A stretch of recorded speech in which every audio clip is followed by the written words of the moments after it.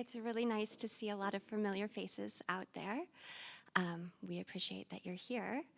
And the title of our talk, our shared talk today, I really need to give credit to Haley and Erin for coming up with it, and I love it. It's From Deep Hanging Out to Real-World Careers, a guide to studying humans. And studying humans is what anthropology is all about, and we'll get to that in a minute. Well, let's do introductions first. My name is Dr. Marnie Thomson, and I am a professor here in the Anthropology department. Hi, I'm Erin Fogo. I graduated last spring with a bachelor's in anthropology, and I now work as a registered behavioral technician in Denver. Hi everyone, my name is Haley Perez, and I also graduated last spring with a bachelor's in environmental studies and public health, and I now work as an environmental education technician. I need to start with a confession, and that is when I was 18 years old and about to go to college, I did not know what anthropology was. I went to this orientation. It was during the summer before my college started in the fall. And when they went around to do introductions and asked people what they were interested in, I didn't know what to say, and I said anthropology. And I'm not really sure why I did that. I guess I felt like I was going to be judged, and I didn't know what to say, and I wanted to sound interesting and intellectual. I didn't know a single person at my undergraduate university before I started, and actually that's the same for my master's program and my PhD. And I was lucky that nobody asked me why I was interested in anthropology, because I would have been embarrassed to admit that it just sounded cool. But I'm not embarrassed to admit it now because I was right. It not only sounded cool, but it is cool. And actually, the definition of anthropology is really not that complex or obscure at all. Anthropology is the study of humans and their closest relatives.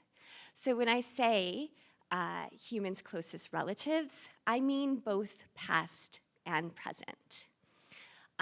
So past human relatives include hominids and australopithecines, and present human relatives include all of the primates, really. But our closest living relatives are both the chimpanzee and the bonobo. Anthropology is the broadest academic field that there is.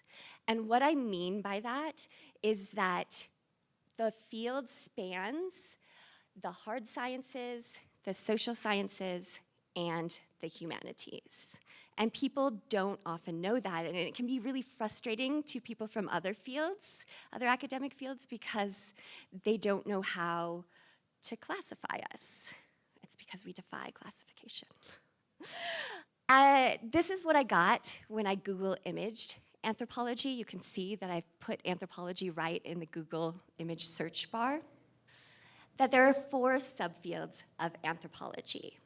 And I love all 4 subfields of anthropology, but I am primarily a cultural anthropologist. But to give you an idea of the breadth and scope of anthropology, right, and how it spans the hard sciences, the social sciences, and the humanities, I'll give you a taste of each of these subfields. So biological anthropology studies the human ancestors I was talking about before, hominids, australopithecines.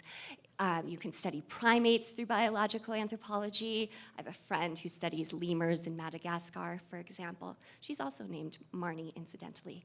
You don't have to be named Marnie to be an anthropologist, though, I promise. You can study contemporary humans through biological anthropology. I have friends who study maternal health outcomes and nutrition. Archaeology studies belongings. It studies the human interaction with the environment. It investigates humans' relationships with the material things that we create. Linguistic anthropology really studies something that's unique to humans and that is language and how we communicate with one another. And in cultural anthropology, you can study just about anything. That's actually a challenge I put to my students in my classes, like, try to stump me. What cannot be studied from an anthropological perspective? And I'm proud to say that nobody's ever stumped me. But for example, I did my PhD research with Congolese refugees who lived in a UN camp in Tanzania. And when I'm talking about deep hanging out as, the heart of anthropological research methodology, that really was born in the field of cultural anthropology. But all 4 fields of anthropology do use this methodology of deep hanging out. So let's get into it. What is this deep hanging out that I keep referencing as, anthropology's primary research method? It's technically called participant observation. And in graduate school, they were always warning us not to call it deep hanging out, especially in grant applications, right? It didn't sound intellectual, right, or highfalutin enough. But really, that's actually what it is. It's definitely hanging out and doing it in a deep and meaningful way. Participant observation is exactly what those 2 words mean, right? So we are participants. We partake in the daily activities of the community where we're doing our research. And we also are observers. We are witness to the daily activities that the people engage in. And that observation part often entails taking notes as well. So to me, this type of research just felt right. It felt so much less contrived to me than conducting formal interviews where you sit down with somebody and read off of a list of questions that you have prepared beforehand, right? In participant observation, it's so much more conversational. It's much more of a dialogue, of a give and take, and really wanting to know what they want to share with you, not just, as Christine said, extract what you want to know from them. It felt so much more real to me and personal to me than handing somebody a survey, right, and asking them to fill that out on their own and return it, at a specific time. Or, right, sending out a bunch of surveys over the internet and not knowing who was responding to them. The reason I chose this photo to represent deep hanging out is because this is what we had been doing. My friend who's pictured there had just finished braiding my hair. We sat down together, she played with my hair, she braided it. We got to really know one another, talk about, not just her life and hopes and dreams, but also my life and hopes and dreams.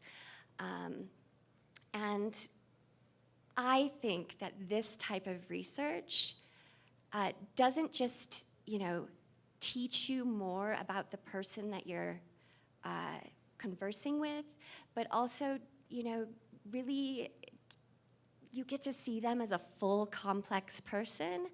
And I think that it teaches you more about humanity in general. So here's a story that I often tell my students. This is also about 18-year-old Marnie. She appears a lot in this talk. And when I was 18, my parents sat me down and asked me, "What do you want to do with your life?" And I answered them eagerly and earnestly and honestly, and I said, "I want to travel the world and meet people." And you know what they did? They laughed in my face. They burst into laughter, and when they stopped, they said, sort of, acting as, "Oh, you're just a naive 18-year-old. that's not a career, Marnie. And so when I tell my students this, I usually like end with the punchline, like, well, who's laughing now, Mom and Dad? But the truth is, as you can imagine, this has been a long road. Like 18-year-old Marnie, she didn't really know what anthropology was, so I definitely wasn't equipped to convince my parents at that age that I'm gonna go and get my master's, and I'm gonna get my PhD, and I'm gonna become a professor of anthropology, and that's how I'm gonna travel the world and meet people. Right? I didn't really even know what anthropology was at the time. But I did, when I was 18, learn about a study abroad program in Kenya and in Tanzania. And I was at least, wise enough to know I want to do that, and it's gonna take me a long time to convince my parents that I should be allowed to do that. So I learned about it when I was 18, and I was a first year in college, and I started telling my parents about it, and they were like, yeah, no way you're doing that. Why can't you just go to Europe like all of your friends? But I persevered, and eventually, during my junior year, I was on my way to Kenya and Tanzania. And y'all, it was the perfect program for a budding anthropologist. The middle picture here is of the first homestay I had. I got to stay with several different families, and this was the first. Was in a farming village called Meru. As you might be able to tell from the kerosene lamp on the table, there was no electricity. There was also no running water. I'm from Iowa originally, and this is the first time I milked a cow. I chopped down whole banana trees to feed the cows. I know, I'm kind of an embarrassment to my home state to admit that, but it is indeed the truth. The picture on the left is of the homestay family that I had in Samburu. So the Samburu are really close relatives of the Maasai. They speak the same language, which is Kima. And they, like the Maasai, are pastoralists. So I got to experience herding goats and cows. The two cows pictured with us outside of their home, one was injured, and the other one, as you can see, was a baby, it was a calf, and so they slept also inside the home with us. I also had an urban homestay in Nairobi. I got to hunt and gather with the Hadza in Tanzania, and there was also an independent research component at the end of the program. And this experience of studying abroad was absolutely formative for me. I loved all the deep hanging out I got to do. I loved the different homestays where I got to really experience, on this personal, familial level, different lifestyles, different modes of subsistence. I loved learning Swahili, and I have, studied it for many years since, and I'm now pretty good at speaking it. And it inspired me to go to graduate school. And oftentimes, y'all, I just cannot believe my good fortune, because part of the reason that I was hired here at FLC was to assume the directorship of the ethnographic field school in Tanzania. I lived in Tanzania during my PhD research, and it became a dream of mine to bring students to Tanzania, and now I get to do exactly that. One of the things that we do when we're in Tanzania is we spend a weekend in Moshi. Moshi is the town that's at the base of Mount Kilimanjaro. And while we're there, we learn how to prepare the traditional rice dish called pilau.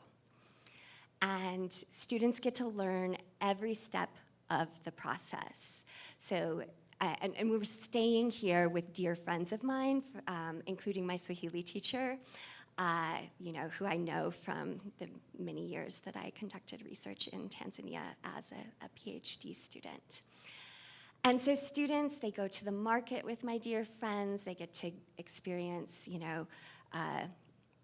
buying all the ingredients from the open air market for the dish. Then they bring it home and they're told exactly how to chop everything up, right? And you see in the picture of the left that they learn how to cook it outside on a sufuria. That's the Swahili name for the giant pot you see there over the charcoal.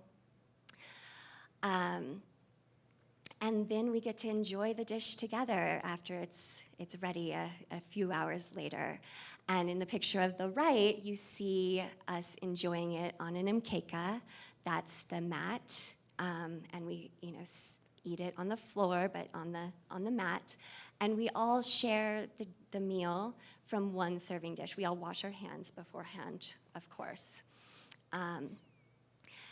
And this is the type of deep hanging out or experience that you could have as, a study abroad student that you could not have as a tourist. Okay, I did take a cooking class in Thailand once, and it was great, but it was not the same thing as this, right? Yes, we went to the market, but you don't develop really close personal relationships with people, right?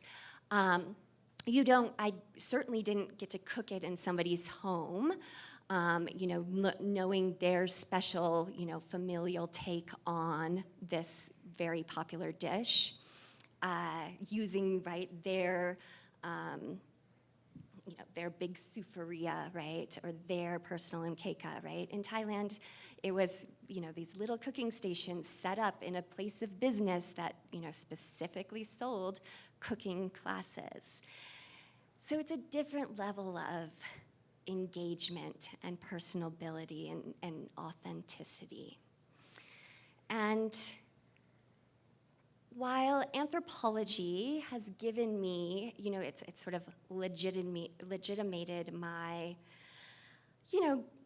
goal that I told my parents, my life goal of traveling the world and meeting people, I truly believe that you don't have to follow the path that I took, go on for your master's and get your PhD, to benefit from this type of research, to really benefit from this deep hanging out. So now, I promised I wouldn't drone on for too long. I hope it wasn't too long. And I'm going to hand the mic over to both Haley and Erin, who are going to speak to their experiences in Tanzania with deep hanging out and how it has led them to where they are today. Thanks.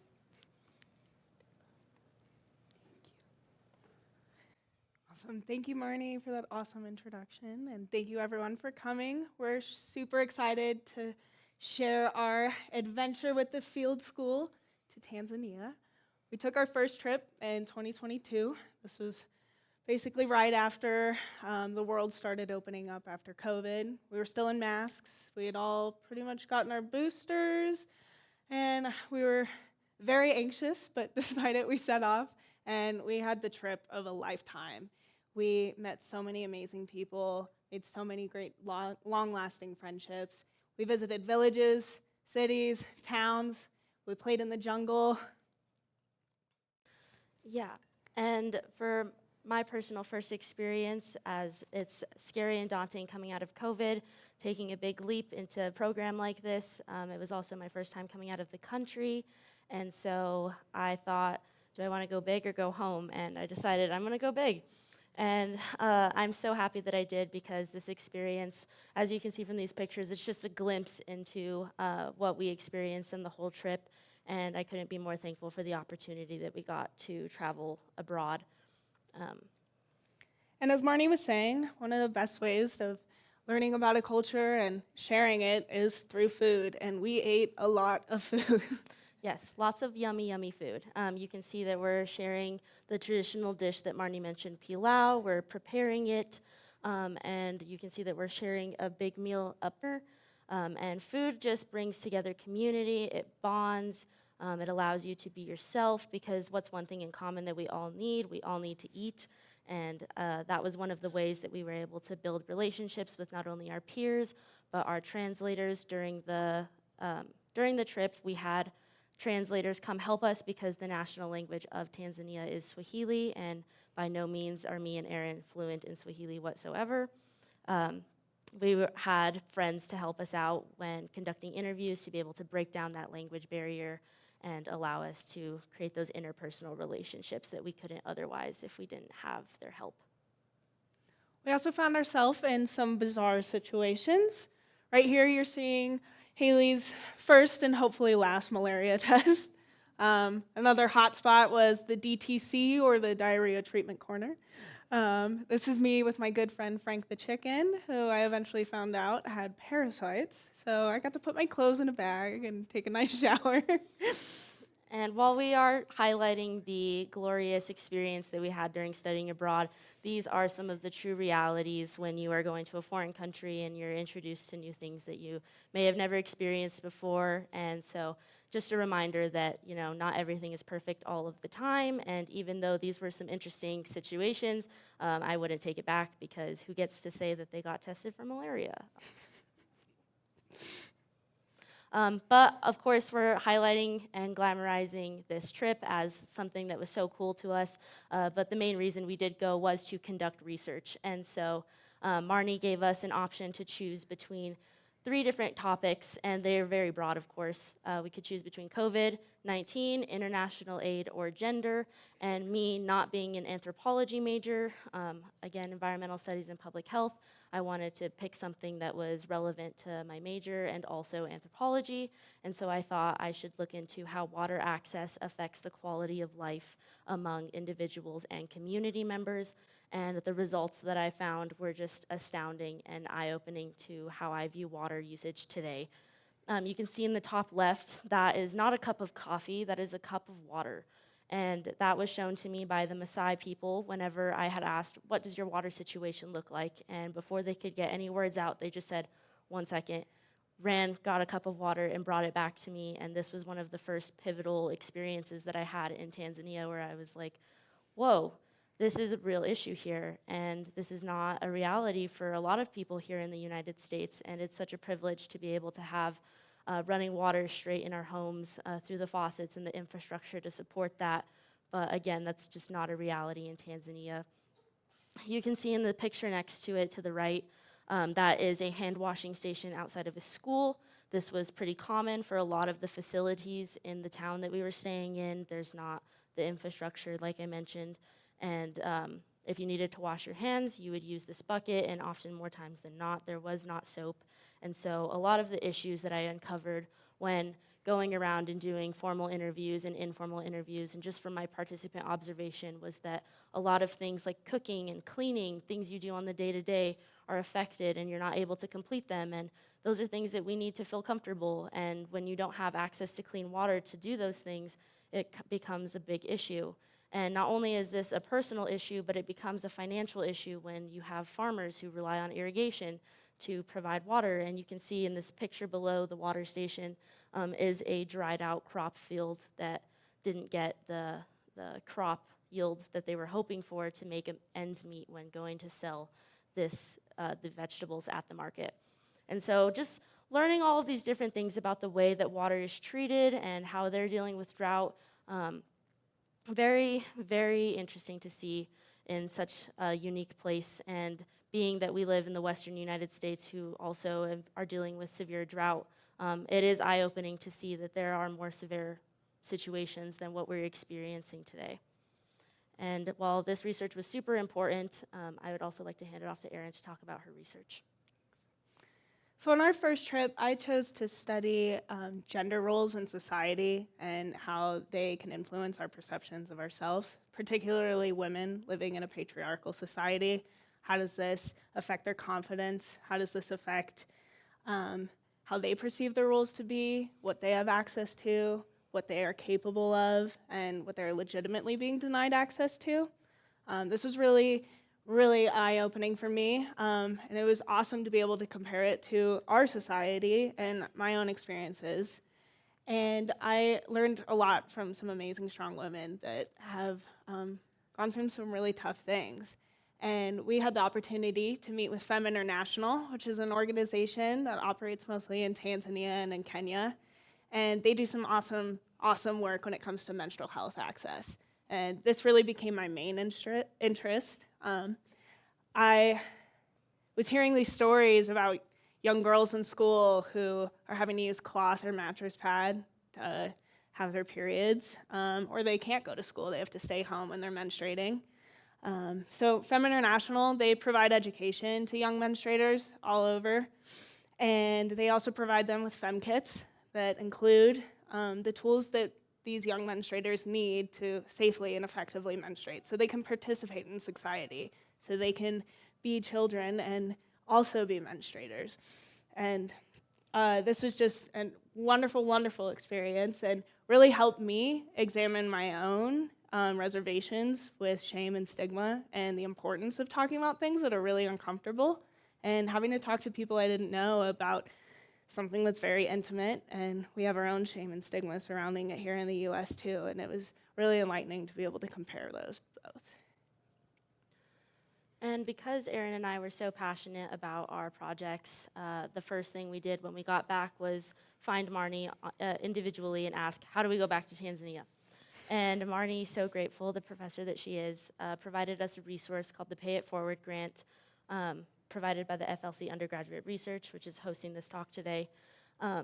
We looked into that. At first, we were a little intimidated with the application process and thought, maybe not. It might not be worth it.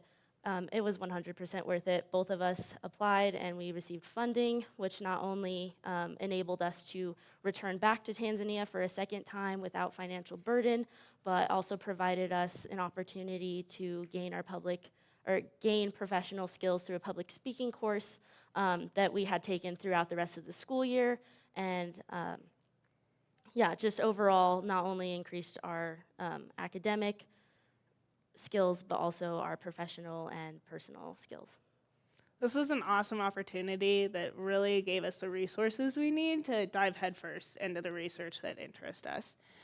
And so that leads me to this quote that Marnie once said in class that really stuck with me. It says, one of the keys to anthropology is to make the strange familiar and the familiar strange.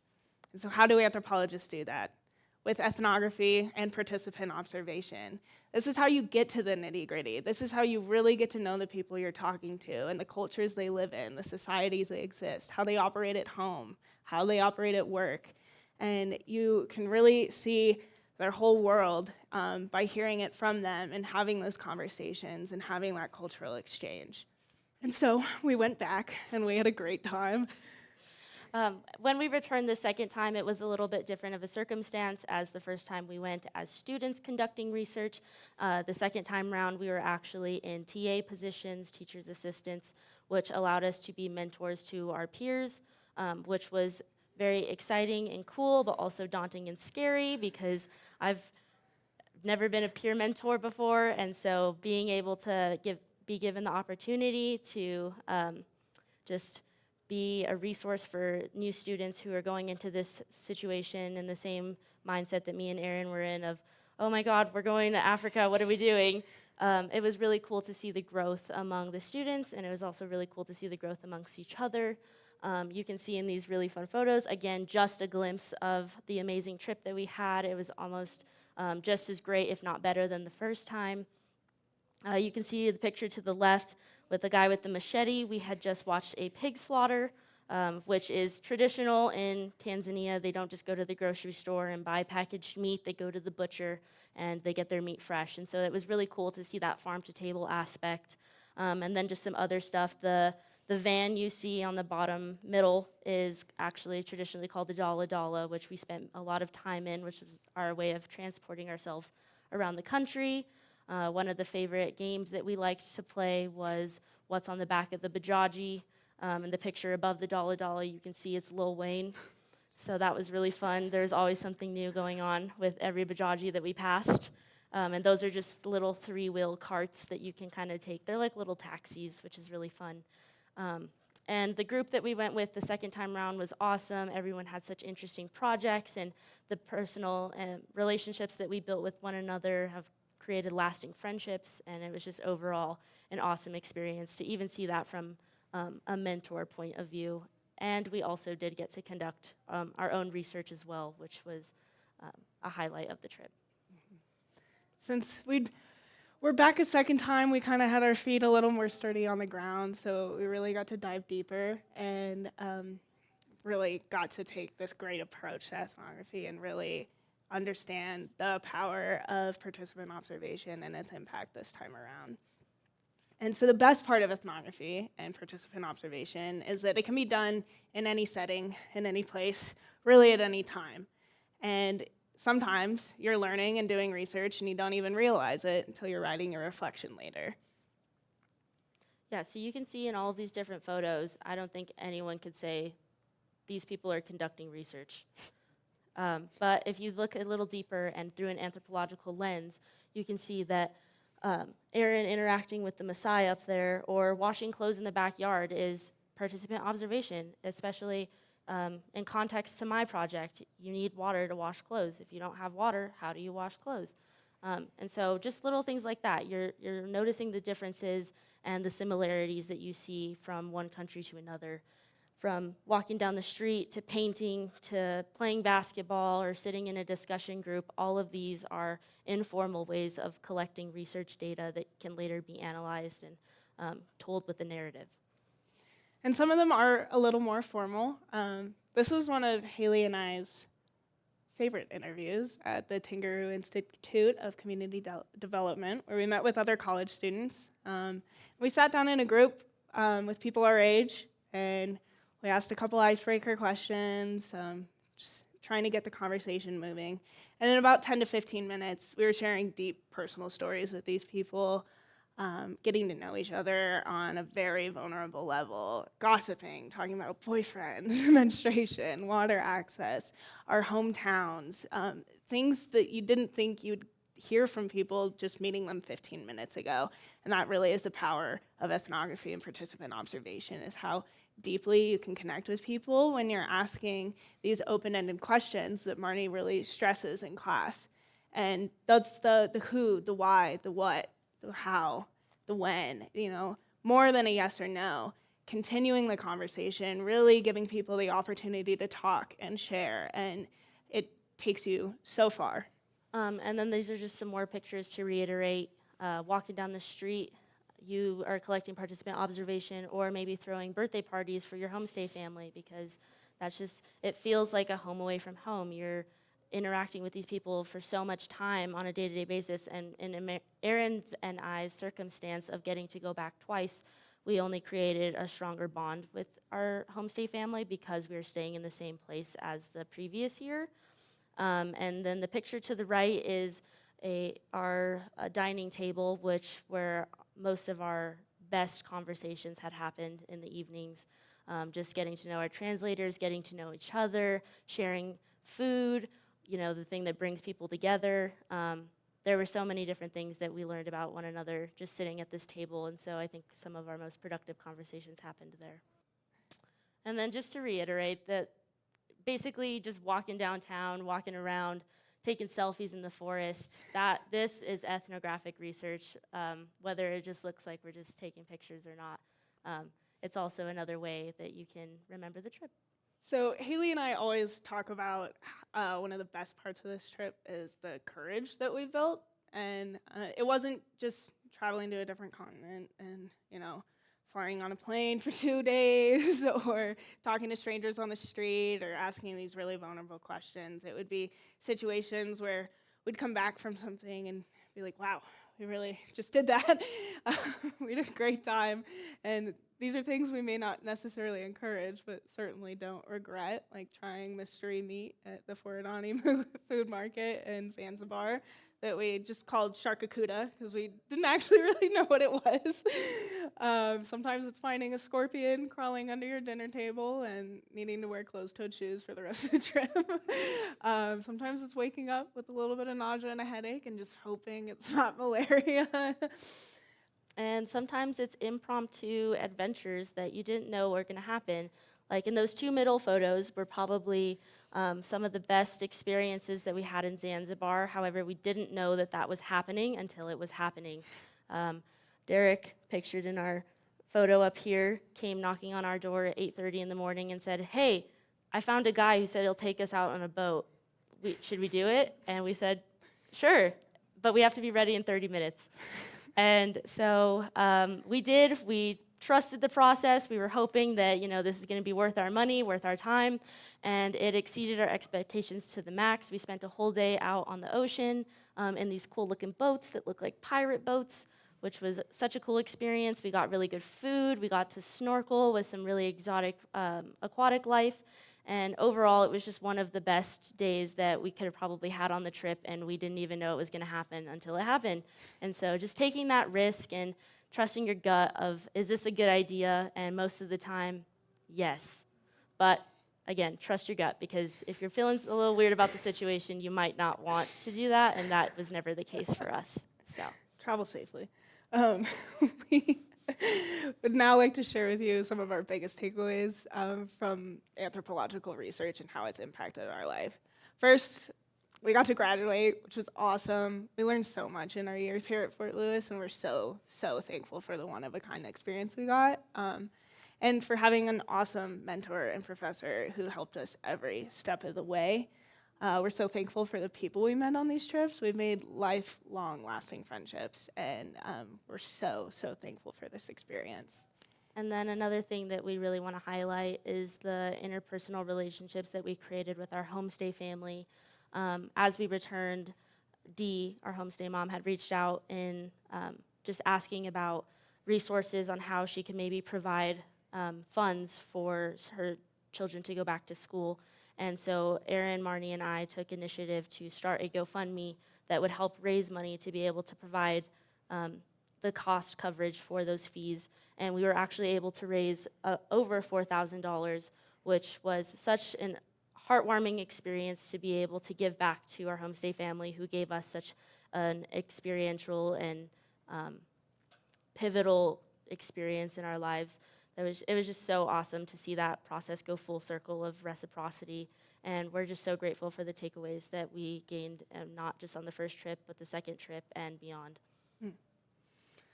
One of our last big takeaways is the fact that ethnography and participant observation teaches you life skills, teaches you how to have good conversations. It teaches you how to ask questions and actually listen, how to talk to people without trying to change your mind, how to put yourself in a situation, but also times when you need to take yourself out of it. It teaches you how to view the world and observe it and pick up on things you never really might have noticed before.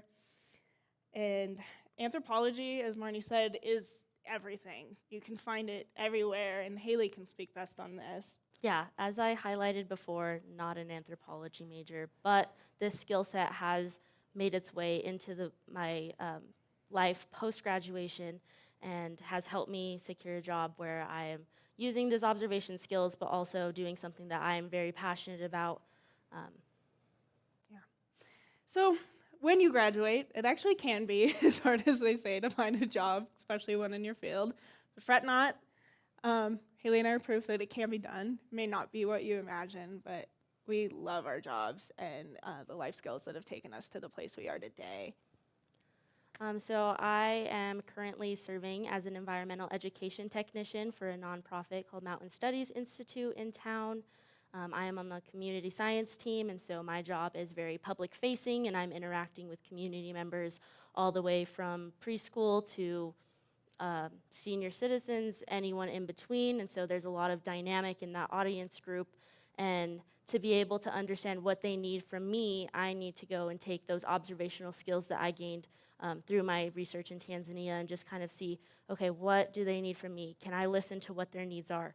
How are they interacting with the group? Do I need to do something to change and so I can deliver the content efficiently and effectively? How can I use that? And the skill set that I gained in Tanzania has really helped me become not only a really confident environmental educator, but also the position I had as a TA helped me feel like I can be a mentor to others. And that really shines through in the job I have today. These are just some pictures that I've taken over the past few months that I've been in this position, and it's been so fun to interact with youth and adults and teach them about the environment and what's going on in the San Juan Mountains, because the best thing you can do is act locally, and I'm so happy to be able to be engaging with our local community here in Durango. And I now work at Action Behavior Centers, which provides ABA therapy, which stands for Applied Behavior Analysis Therapy, for kiddos with autism spectrum disorder. I love my job. I get to play tag and hide and seek with kids all day, but I also get to make a difference in their lives, and I get to do that using participant observation. And I track their behaviors and their responses to stimuli and help them find a way to manage their feelings and emotions in a world that is not designed to support them through this. And this job has been super meaningful to me, and I love going to work every day, and I get to do anthropology. It's super awesome. And finally, we'd like to remind you all how much we love this trip. This is our home away from home. Haley and I talk about it every day. It was so life-changing. We miss it every day as well. Yeah, and even though half the people that are pictured are 9,000 miles away, I feel like if we were to step back into that space today, it would feel like we never left.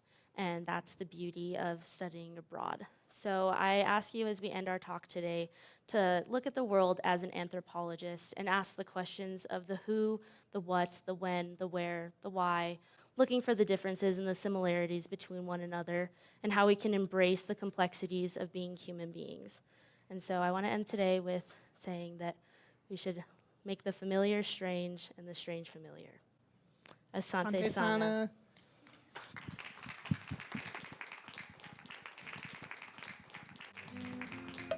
Sana.